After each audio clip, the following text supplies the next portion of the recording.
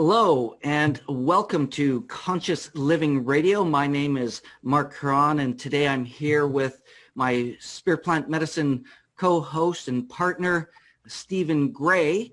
And we have a special guest today who's going to be one of our guest speakers. But just before we get started, again, Conscious Living Radio, you know, the radio station here in Vancouver is still locked down due to the COVID situation. So we're broadcasting via Facebook Live, pre-recording, and we still air every Wednesdays with new content at 6 p.m. on 100.5 FM CFRO in Vancouver. And today's a great day because we have a great guest. But I'm going to pass it to my co-host today, Stephen Gray, to introduce Danielle. Thank you, Mark. And as you said, Danielle will be one of the featured presenters at this year's Virtual Spirit Plant Medicine Conference on the weekend of October 23rd, 24th, and 25th. And I just want to add in that this is going to reach around the world. We have international presenters from numerous different countries, including the UK, France, and Switzerland.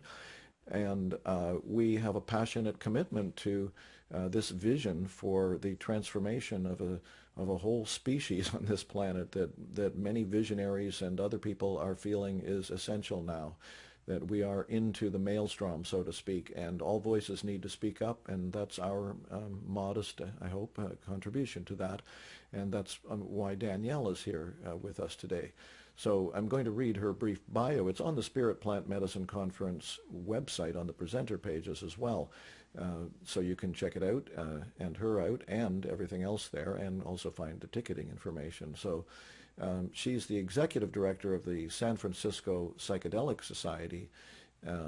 She's on the advisory board for Project New Day, which was on the founding team of Decriminalize Nature Oakland, and is a Cosmic Sister recipient. Cosmic Sister is the baby of Zoe Helene, who has brought most of the women to our conference this year. Danielle specializes in building conscious community, providing psychedelic education, addiction recovery services, and integration. Danielle's focus is on integrating entheogens to aid and accelerate mental health, trauma recovery, personal development, and freedom from problematic substance abuse behaviors. Danielle believes in sacred, intentional practice and the potential to make a better world possible for ourselves, our communities, and our Earth. Excuse me, I was having to move around to see that. In any case, welcome, Danielle. Thank you. Thank you so much for having me here. It's an honor to be here and to speak at your conference. I'm really looking forward to it. No, I think the honor is mutual, three-way mutuality. So we would like to start, we want to hear you say a lot about the San Francisco Psychedelic Society, things like its genesis, what it has been doing, what its mission is, what it intends to do, what it is doing now, all that sort of thing, the areas of focus, and, excuse me, hang on a second. But I think our viewers and listeners would also be interested in knowing a little bit about you, like how you got into this. And the question that, the phrase that keeps popping up in my mind is, why psychedelics? What is it about psychedelics that you think is so important? So maybe give us a little background on you and why you got into this, and why the focus on psychedelics. Yeah, well, thanks.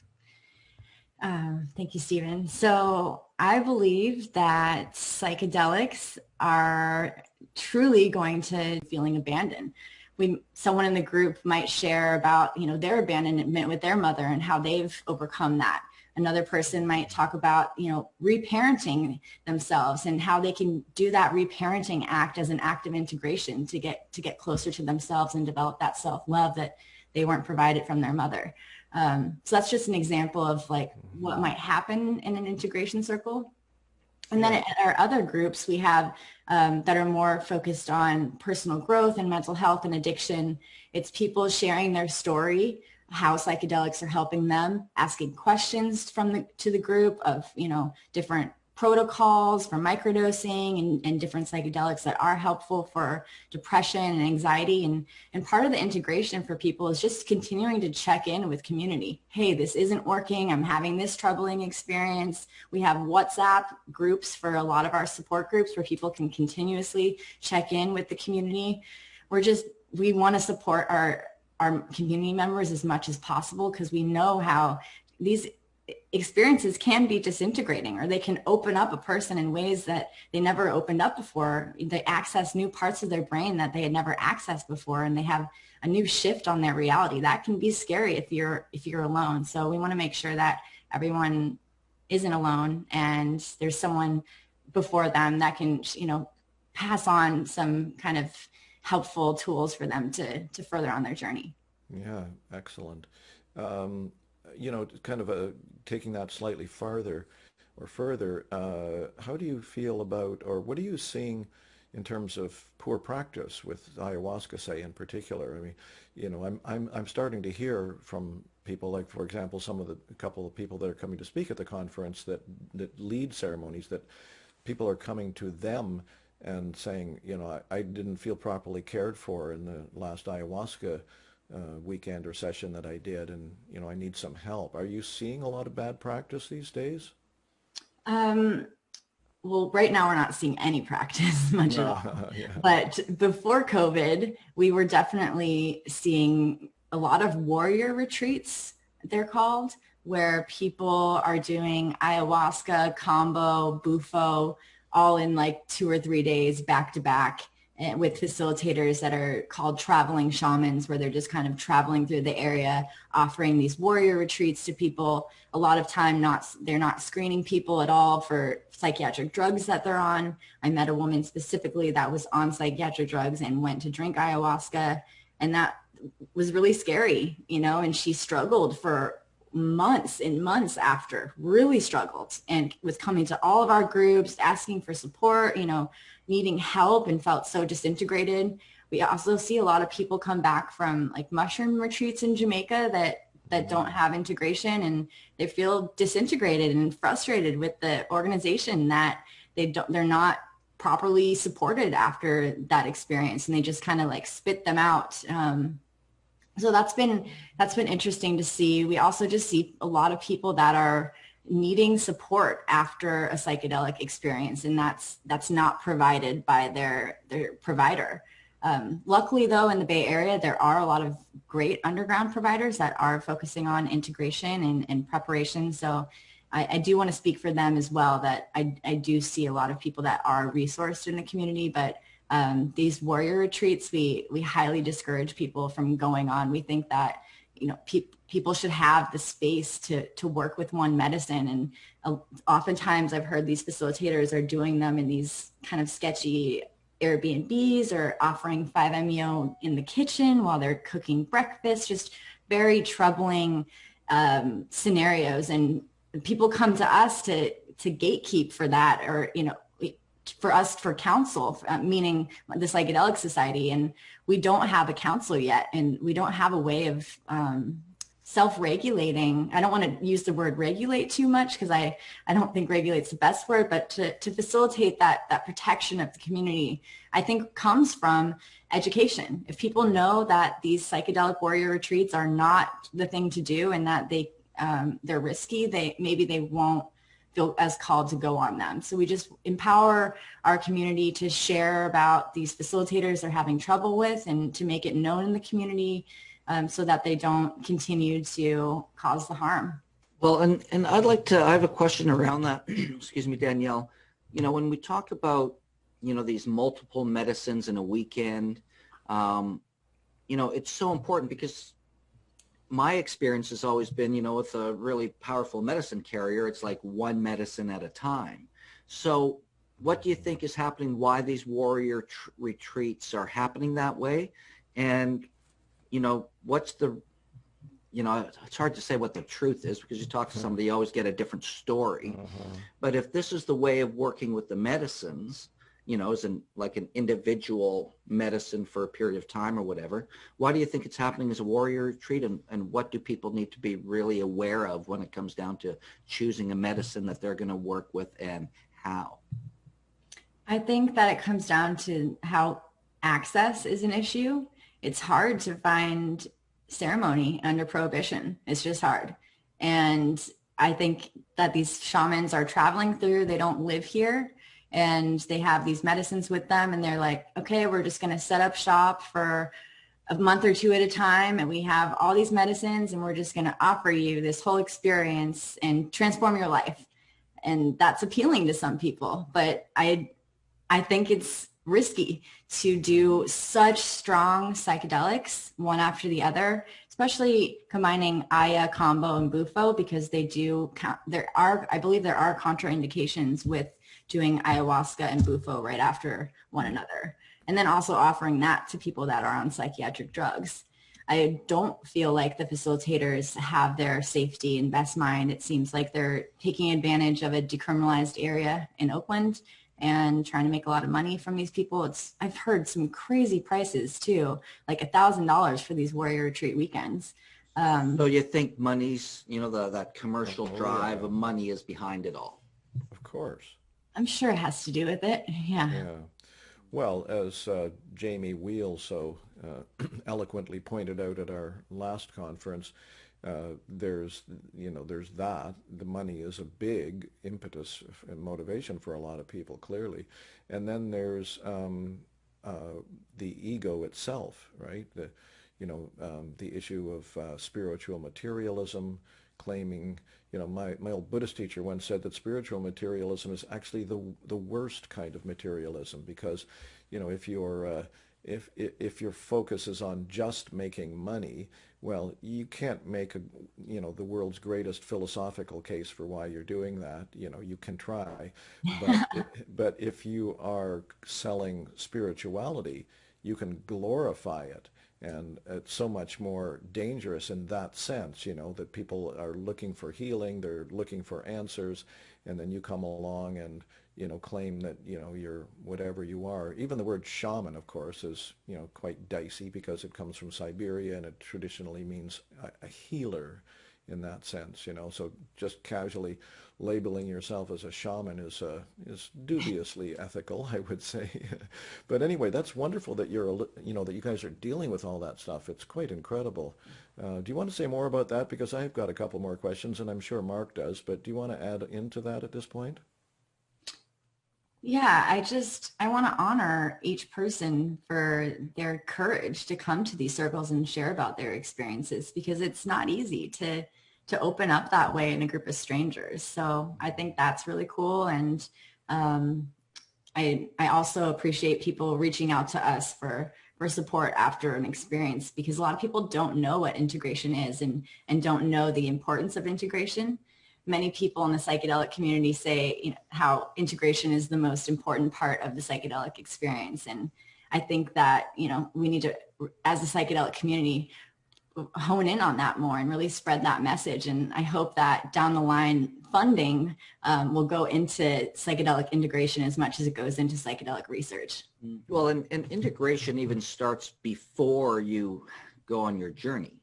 Yeah. Not just after. Right. Is one of the things that I've learned. And, when you talk about people sharing in circles, when we're doing our circles here, what I've noticed is, the sharing is really the most powerful part of the circle. Mm-hmm. And when people have an opportunity to share where they feel safe, where they trust the container, mm-hmm. It's amazing what they will share, because they also don't have these opportunities often. Yeah. And I've been in circles where, people have been holding secrets and not saying things for like 50, 60 years of their life. Yeah. And it's the first time they share it, and some of the things that you've heard, it's like, oh my God, you've been carrying that for, your whole life. Mm-hmm. And, I'll be honest with you, sometimes in circles, it's like, well, that's a long share, you're looking at your watch, but I also don't want to cut people off, because they don't have these opportunities often enough, not just within the psychedelic space and the psychedelic work, but in all the work. Yeah. People need to be able to share, feel trusted, and feel safe. And, sharing to me can be a very, very transformational tool for all people, because people can identify, there's lessons that move, touch, and inspire the others. Mm-hmm. And it's that opportunity to share. And I just think any psychedelic work without integration is irresponsible of the people leading the circles. Yeah, well said, Mark. Beautiful, Mark. So branching out a little more broadly perhaps here, before we hit the record button on this conversation, we had a little bit of a chat, the three of us, or actually more you and I, while Mark was taking care of some of the technical issues. And you said something like you sense that the unconscious is becoming more conscious.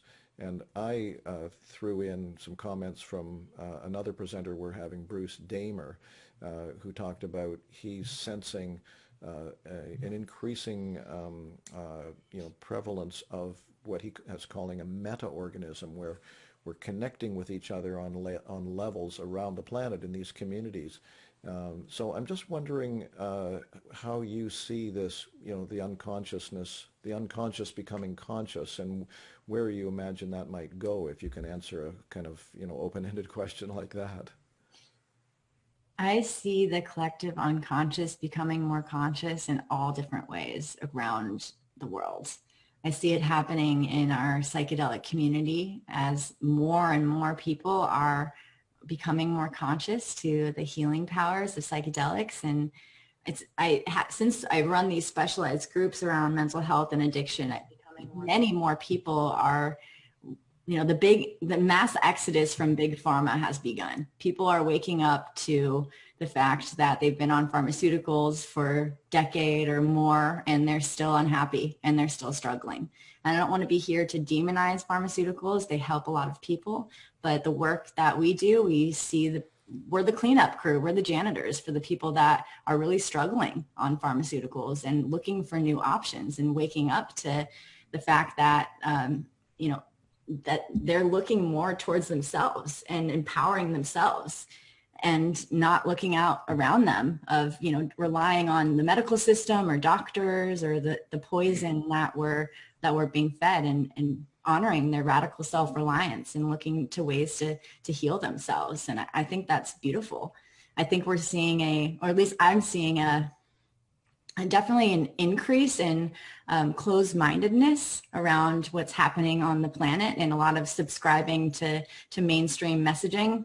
And then I'm also seeing people that are refusing the mainstream messaging and kind of seeing through the show and the illusion and the veil that is, and questioning their reality and questioning our systems. And why is our food poisoned? Why is our water poisoned? Why is there this control on us? I believe that so much that happens of disease in the body and addiction and depression comes from our capitalist system that we're in.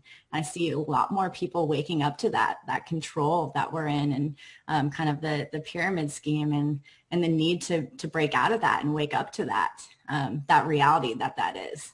Mm. Well, I know when I woke up many, many years ago, I realized that, nature is the best pharmacy. And when we look at pharmaceuticals, so much of it is derived by nature and then concentrated, make drugs, and some of it's so experimental. And it's interesting what you said about, prescription big pharma. Just in depression is a great example. It's like, how many people do we know in our circle and family and friends, because I think it's 1 in 3 of people are on some sort of antidepressant. And what's always interesting is they're on antidepressants and they're still depressed, right? Because they don't work. They're not dealing what you were talking about with the actual human condition. Yeah. And I think this is where, that work falls short. And I did an interview years ago, a couple of years ago, with a group who had done it was kind of a closet documentary, coming out of the closet, but it was about where they were talking about our psychosis, our mental illness, were really these spiritual awakenings happening that weren't being properly addressed, because they tell people about it and it's like, you're just going crazy. And you go to a doctor, they say, oh, you're going crazy. Yeah. Then they send you to a shrink. And what do? You're going crazy. And they start doping you up and dumbing you down. Yeah. Not taking you through a process with, a spiritual teacher, a guru, a shaman, whatever that is, to work through that. And in our Western culture, we don't have any rites of passage. We've lost all sorts of different ceremonial things growing up and transferring, and we get lost in that. And that's why I really appreciate this medicine world. When done right with good integration, people get a lot of transformation. Yeah. Right. And it's not like you have to be on these things every day. Right. It's you have an experience that opens your consciousness, your awareness, and expands that so you can have a better sense of life, the universe, and really what's going on. And that's just my experience. But you go to nature, you know, that's to me the best pharmacy in the world. Yeah. So this whole notion of people empowering themselves and recognition of these medicines and natural pharmacy, as Mark just said. So here's a real tricky issue, and I wonder how much the San Francisco Psychedelic Society is involved or supporting or connected to or communicating with people about this aspect of it, and that is how to bring these substances into greater recognition and greater use in skillful ways. And so there, one of the issues, for example, is, how much, I don't know how much any of us are going to have control over this process, but it's definitely an issue, is how much, say, the use of psilocybin, for example, is going to be controlled by existing medical establishments and so on. And for example, there's some serious work being done. One of our speakers, Tony Bossas, is involved with this work back east. They're dealing directly with the FDA, the Food and Drug Administration in the United States, to get approval for therapeutic use of psilocybin. And there's a lot of progress being made in that area. Tony tells me that the FDA people these days, they're not, frowning. They're supporting this kind of work. So do you have any thoughts about, the, I guess, best way, you might say, for the development of these medicines into greater use in the cultures? We believe at the Psychedelic Society that medicalization and decriminalization can and should coexist. And by that, I mean, as the FDA is going through their trials and legalizing medicines, I think that they should also be decriminalized at the same time, because not everyone will want to go to a doctor for a prescription, and not everyone that uses these substances are using them for, an ailment. Some people just want to use them for spiritual growth or personal development. So I have some fear that if they are only medicalized, that it will just be, people that have serious issues are only able to access them, and others that don't share those issues aren't able to access them. And I also, speaking to empowerment, we believe that people should be empowered to grow their own medicine. And that's been the focus of Decriminalize Nature Oakland, how we wrote the resolution last year to decriminalize all entheogenic plants and fungi in the city of Oakland. We decriminalized over 2,000 plants and fungi. And that in itself has actually been a really challenging experience to meet. And I'm curious if some of the for-profit entities are going to experience this at all. But we had an issue around including peyote, and we had consulted with a Wikatika family before the resolution passed, and then after it passed, the Native American Church and the Wikatika Council have been very frustrated with the lack of counsel that they've had, and that they weren't part of the decision-making process. And peyote is an endangered species, and it's that there's a lot of fear about it being poached and harvested improperly in Mexico and Texas. And there's fear around the promotion of peyote and that leading to more people accessing it on their own, and they don't have the training, the long training of the indigenous peoples, and they've been the medicine carriers for a long time. And there's a huge division right now in the community between Decriminalize Nature and the indigenous peoples. I'm no longer a part of the Decriminalize Nature main team, but that's been really hard and challenging to be a part of. And, I'm seeing kind of like history repeating itself with the colonialization and not listening to indigenous peoples and not working with them in collaboration. So I think that's also important as we move these medicines forward, that we are collaborating with the Indigenous peoples that have been working with these for such a long time. That's part of their being, their lineage, their spiritual practice, and they can't be ignored. They have to have many seats at the table and be a part of the decision making. I'm so glad you said that, because that's a particularly important one to me. I'm getting a little choked up just hearing you say that, because the Native American Church is very near and dear to my heart. I spent about a dozen years before some of the main players passed away, and I stopped going down to Washington State from here in Vancouver. I probably went to 35 or 40 of the all-night teepee peyote prayer ceremonies, and I think the Native American Church in particular should be treated like an endangered species, and like a species that's on the edge of extinction, because they not only are there close to 400,000 members of the Native American Church, and mostly in the western half of the United States, but they have saved thousands and thousands of lives. It's legally granted by the highest level of law in your country, the Congress, with the 1994 Act, I think it was. And as you said, Danielle, they have this kind of purity of understanding. I've been in a lot of different circles, a lot of different ceremonies. I've been involved with Santo Daime people. I've done, I've laid in the Maloca in Peru, and and so on and so on. And I've worked with private, one-on-one sessions, as the client or whatever you want to call it.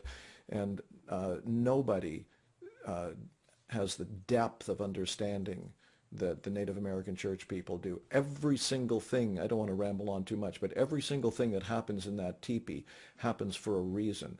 Whatever rules they have are there to make sure that the spirit can come into that teepee and work with people, And on top of that, they come out of a tradition, as I'm sure you would know, that is, I don't know what you call it, a shared economy kind of worldview, where individual private ownership and capitalism, as you referred to earlier, are not, have not traditionally been part of the deal. Right. So Ken Littlefish, who has run a lot of the meetings that I used to go to, even though he barely had enough money to pay, his expenses every month, he had a vow with Spirit. He could not be paid for this work. They don't charge for that kind of work. They're a role model. So I just wanted to thank you. You can say if you want to add on to that, go ahead, please. But I just wanted to add in, because of my direct connection to that environment, how important I think their way of doing things has been, and it needs to be held up almost as a role model. I agree completely, and thank you for saying that, Stephen. I think they should be at the forefront of this movement, and they're not. And we need to include their voices a lot more, and include their participation, and counsel them more.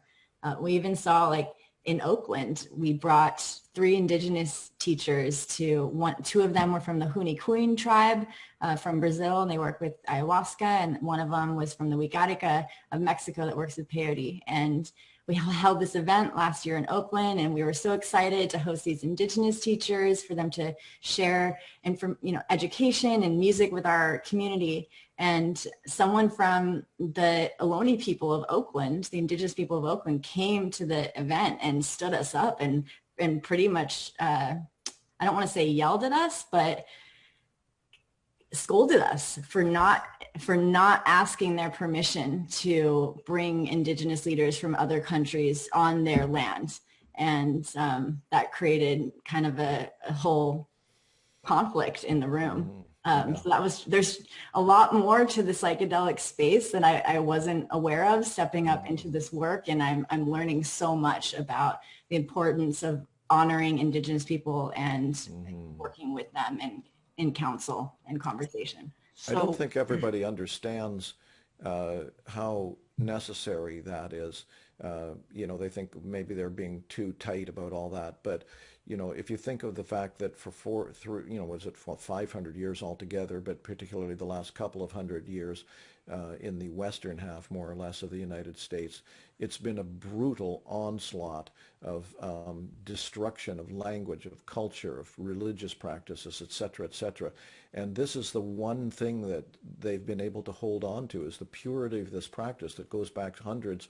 Some would say, some of the visionaries from the Native American Church say it actually goes back thousands of years, that there's a direct connection that goes all the way up from Mexico up to Dakota, more or less. So yeah, just putting in a word for that. Mark, I saw that you had a question there. Yeah, well, I guess what I'm curious is, how do we create, how do we influence, how do we inspire exactly what you talked about, is including more of the Indigenous people to lead these things? How do we do that in a good way? That's what they're doing. That's what Danielle's doing, and I'm so impressed with, I really am. I mean, it's just getting me right in the heart, Danielle, the work that you guys are doing. It's fantastic. And are you guys sent to me, I don't know if this is true or not, but I would think that what you're doing there at the San Francisco Psychedelic Society is a kind of role model for other groups. Are you finding that you're influencing other groups, and then are there other groups starting up in different places? Yeah, we get reached out to a lot, and thank you for saying that, Stephen. We get reached out to a lot from people. How do we, tell us how we start a society? How are you doing it? Share your practices with that. And we've been meeting bi-monthly with the other psychedelic societies across the world, and we call ourselves the Global Psychedelic Society. And we basically integrate with each other twice a month, and sometimes 3 times a month, with how it's going at our societies. We share, what's working, what isn't working. We're one of the few societies that actually has incorporated as a nonprofit and is really active in trying to make this, one of my goals is, I just want all my friends to have jobs in this world, and for them to be employed. And I also want to reflect too how I do recognize that San Francisco and the Bay Area is an area where psychedelics are widely accepted and celebrated and normalized, and there's areas around the country that's not the case at all, and there's a lot more stigma in other places. So I want to recognize that, and we hope, our intention is to create models that other societies can replicate and in their own cities and do that work on their own. And we hope to be that model and that leader in the space. There's a job for you, Mark. Well, I don't even know what to comment on that. Okay. And to reflect on your question, Mark, around how do we include more Indigenous voices and inclusion? Thanks for answering the question. I thought Stephen blew me off there for a second. Sorry, Mark. That's okay. I was just curious, because we run into this ourselves where, some Indigenous people aren't stepping up, and we hear it a lot about more. Stephen's done a really great job in bringing a lot to our conference this year, but we've had the challenge where even Stephen says, they don't want to speak out, and they don't, and how do we respect and include that in a great way? I think the more we continue to reach out and make connection, and maybe at the first time they don't want to speak, and I had that experience. It took years to develop these relationships, and I think this, making that connection, and also if possible, making a connection with the Indigenous people in your local community, and figuring, doing the research of what is the Indigenous land that I'm on right now? Who are the Indigenous people here? Can I develop a relationship with them? And that's something that we're trying to focus on here, is building that local connection and setting that groundwork, and then hopefully, creating more global connections and just supporting their fundraisers too. It doesn't have to just be, oh, they speak at our conference and what can they do for us? What can we do for them? Mm-hmm. We sell Indigenous visionary artwork and jewelry and different medicine from the Amazon. We share that art with our community. We always, friends send me fundraisers for Indigenous communities, and we always share them across all of our network. Finding ways that we can show our support for them will help them show their support for us. Well, what I'd like to do is, reach out and extend our support in anything you're doing with that as well. So whenever you've got anything to share in that way to support the Indigenous people, the work, the medicine, the lands, please reach out and share, and I'll make sure we get it out to our community as well in anything you're doing. That's great. Thank you so much. I will definitely do that. Stephen? I've been amazed by the things that you've said, Daniel. I'm so impressed with the work you're doing, and I don't have any more questions myself. Wow, well then here's my question for you. What you going to be speaking about in a few weeks, Danielle? I'm going to be speaking about how to empower the people and the Psychedelic Society and the work that we do. I believe that empowerment and confidence and education and feeling resourced in community is some of the most important aspects to being on the psychedelic path. And I just want to invite everyone that's listening and that will continue to listen to join our community and learn about our offerings and be a part of what we have going on. Beautiful. Wow. Well, I certainly look forward to your talk.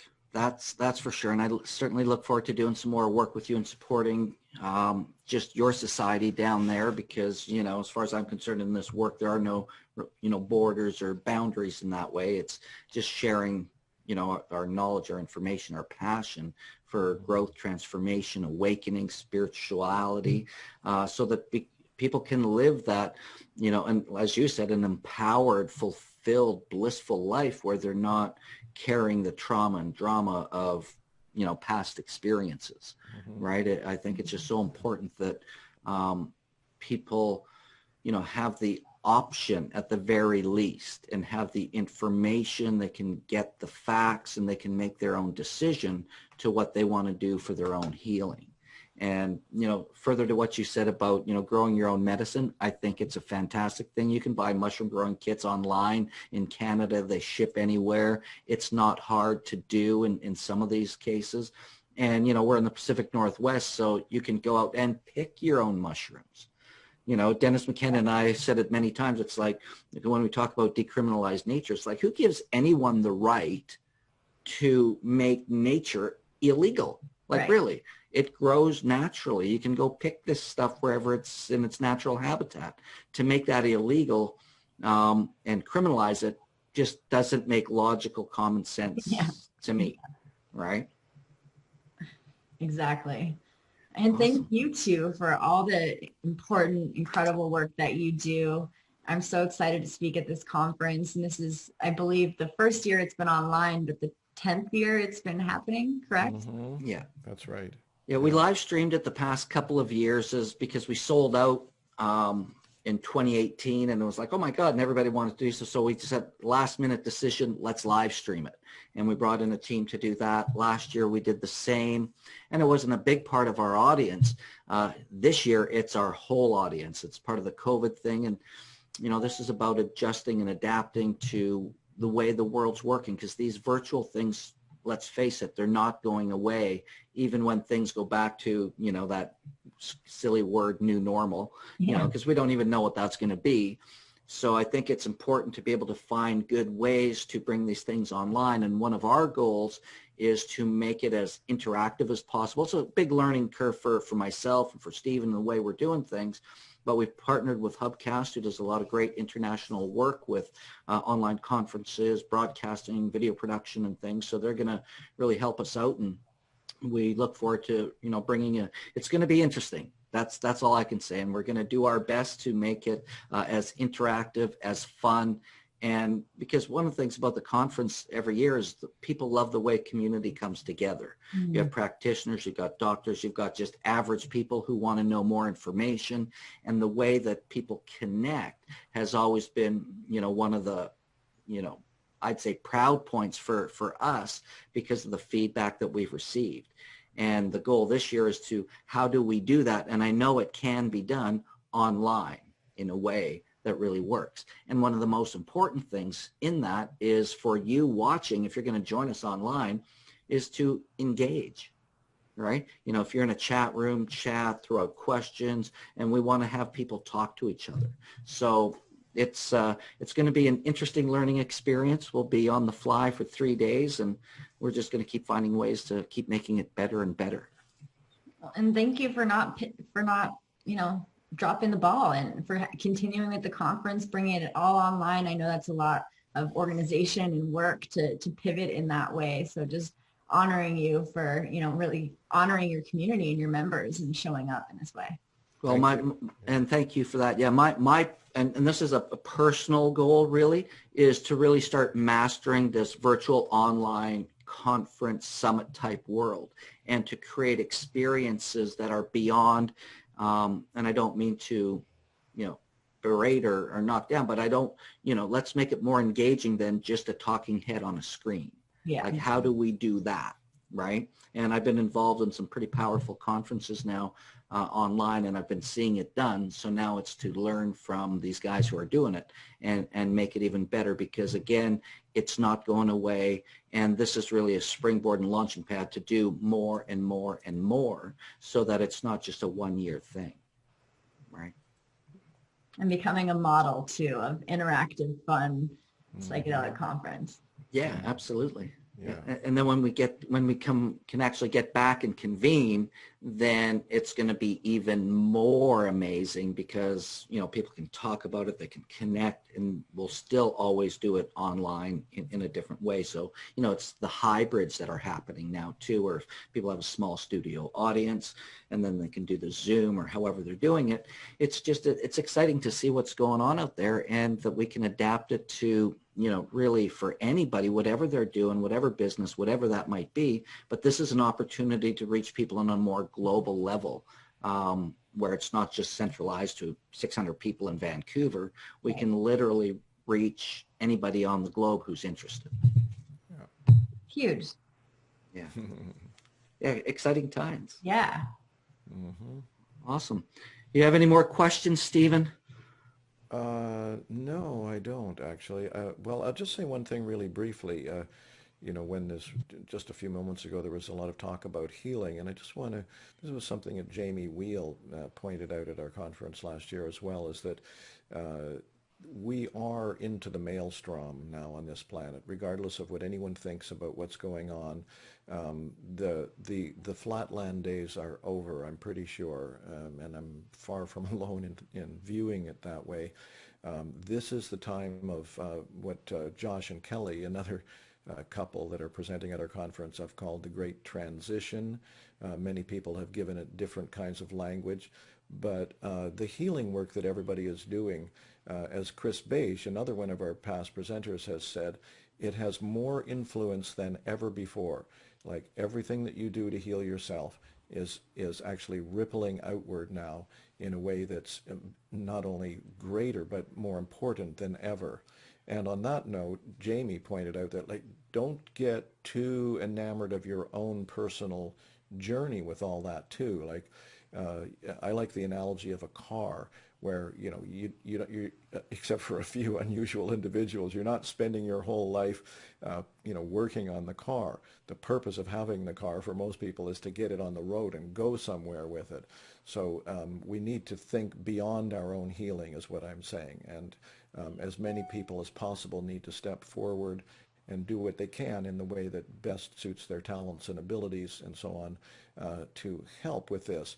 Because again, this is something I mentioned about Bruce Damer before, which is that there's something going on. There's a development of a meta-organism, and we can, as he puts it, influence the probability factor of the field more than ever now, because things are getting realer.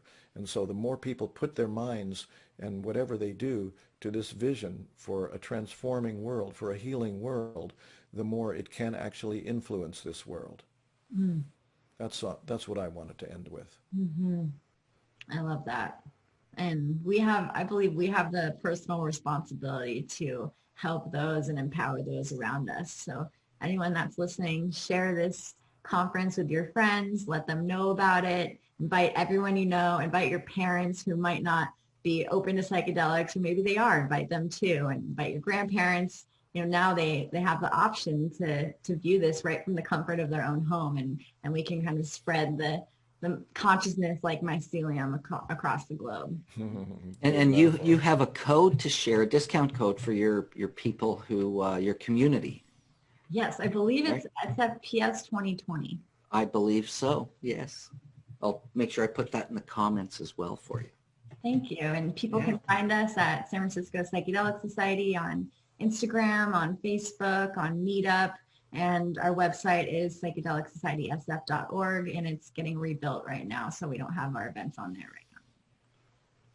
Great. Well, thank you so much, Danielle. I look forward to some more conversations with you about your work and how we can support you and support each other. So, because I believe teamwork makes the dream work, right? It's not about competition. It's collaboration, co-creation, cooperation, right? Exactly. So, yeah. Yeah, thank you for the work you're doing. I don't know how you have time to sleep, frankly. Have to prioritize self-care, the balance. That's important too, yes. Well, it's the most important thing to take care of yourself, because as givers, healers, teachers, and what we do, it's like, that old saying, we do so much more for others. Exactly. It's so much more, it's so important that we take care of ourselves first so we can continue to do the work in a good way. And, healthy, happy, and leading in that way versus, running ourselves into the ground, doing the work. Got to keep the car tuned. You got it. Exactly. Well, it's such an honor to walk this path with you both, and thank you for who you are and all that you bring to the community. My pleasure, and thank you. Yeah, mine too. Carry on. All right. Well, until next time, I think if you're watching this now, I think we're back on Monday with Josh and Kelly. Is that correct, Stephen? Josh Sarvis and Kelly Dunn, who are doing amazing work in the field of cannabis. They are sun growers and they are teachers, and they have an organic certification program that is called, the last I heard it was called Pure Certified, and it's more rigorous than Canadian national organic standards, and growers up and down the coast into the United States have been taking advantage of it. They got a great vision, these folks. Great. Well, I look forward to hearing what they have to share. Me too. Yeah. Awesome. Well, until next time, thanks for watching wherever you are in the world, whenever you're watching this. On behalf of Conscious Living Network, Conscious Living Radio, Spirit Plant Medicine Conference, and the San Francisco Psychedelic Society, my name is Mark Curran, and I thank Stephen Gray for joining me today, and our guest, Danielle Negrin. Thank you so much, guys. Thank you. Bye now. Bye-bye.